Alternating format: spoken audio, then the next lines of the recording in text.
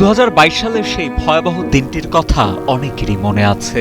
Truck চাপায় একই পরিবারের 3 জন প্রাণ হারান, আর মৃত মায়ের পেট ফেটে পৃথিবীতে আসে ছোট্ট ফাতেমা। সেই মর্মান্তিক ঘটনা তখন নাড়া দিয়েছিল গোটা দেশকে। সেই দুঃসময়ে লন্ডন থেকে ফাতেমার পরিবারের পাশে দাঁড়িয়েছিলেন তারেক রহমান।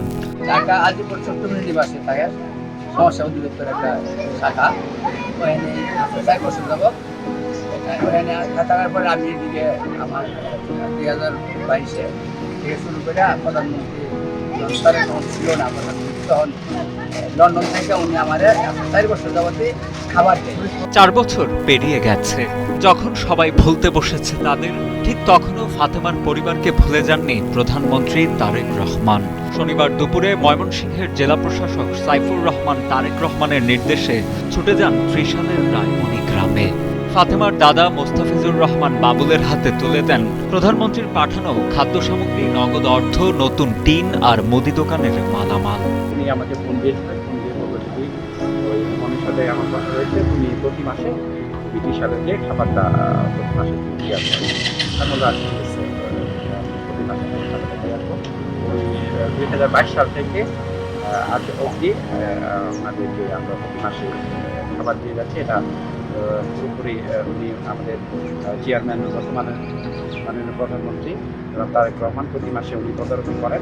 ফাতেমা এখন রাজধানীর আজিমপুর ছোটমণি নিবাসে সরকারি তত্ত্বাবধানে বড় হচ্ছে।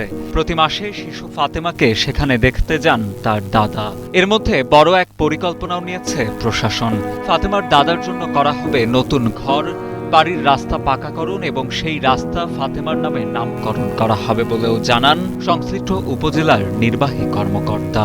এলাকাবাসীর একটা দাবি আছে, তারা একটু আগে আমাকে জানালেন যে এই রাস্তাটি সংস্কার করার জন্য। তো আমি আমার সাথে উপজেলা প্রকল্প বাস্তবায়ন কর্মকর্তা মহোদয় রয়েছেন। আমরা এখানে সিদ্ধান্ত তাৎক্ষণিকভাবে নিয়েছি, এই রাস্তাটি আমরা অতি দ্রুত সময়ের মধ্যে আমরা এটা এইচবিবি রাস্তা হিসেবে এটাকে সংস্কার করে দেব। একই সাথে ফাতেমার বড় বোন যে জান্নাত, তার পড়াশোনার কিছু আর্থিক সমস্যা রয়েছে। এই আর্থিক সমস্যাগুলোকে কাটিয়ে ওঠার জন্য আমাদের উপজেলার শিক্ষা সহায়তা ট্রাস্ট নামে একটি ট্রাস্ট গঠন করা হয়েছে সাম্প্রতিক সময়ে। এই ট্রাস্ট থেকে আমরা তার পড়ালেখার দায়িত্ব নিয়ে আমরা নিব ইনশাআল্লাহ। পাশাপাশি দাদার মুদির দোকানের জন্য পণ্য সামগ্রীও কিনে দেওয়া হয়েছে, যাতে পরিবারটি নিজের পায়ে দাঁড়াতে পারে। 2022 সালে সড়ক দুর্ঘটনা অলৌকিকভাবে একজন শিশু জন্মগ্রহণ করে। সে শিশু দাদা তাকে লালন পালন করে কিছুদিন করে তারপরে শিশু নিবাসে পাঠিয়েছে।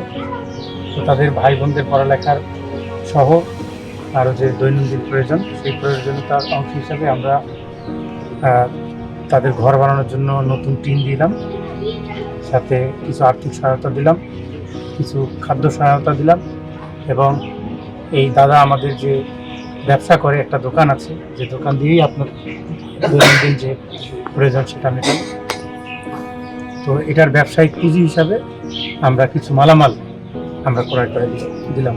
একটি দুর্ঘটনা যে পরিবারের সবকিছু কেড়ে নিয়েছিল, প্রধানমন্ত্রীর মানবিক সহায়তায় সেই পরিবার আজ ঘুরে দাঁড়ানোর সাহস পাচ্ছে।